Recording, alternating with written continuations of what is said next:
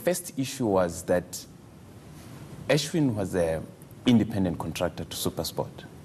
And we then sought to inquire the status of the inquiry that was going to be conducted by Advocate Vincent Maleka, because as an independent contractor, he's not an employee, so he cannot be subjected to a process which resembles a disciplinary hearing, although you don't call it that, but its form and substance would be that of a disciplinary hearing.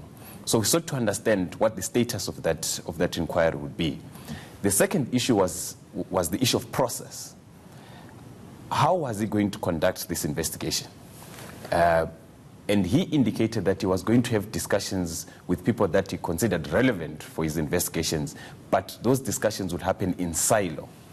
He would speak to A, he would speak to B, he would speak to C, he would speak to whoever he wants to speak to, not in the presence of the other. So these discussions would happen between him and the person concerned.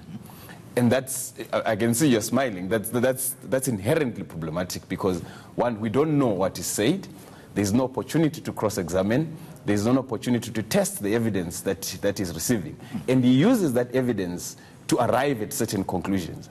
So both from a substantive process of saying, what is this process about, given the nature of the relationship between Ashwin and Supersport, and secondly, from a process point of view, what is the process that you are using? And therefore we suggested to Advocate Vincent Maleka that his process did not have the institutional capacity to appropriately deal with this matter, and therefore we suggested to him that he must refer the matter to the Human Rights Commission.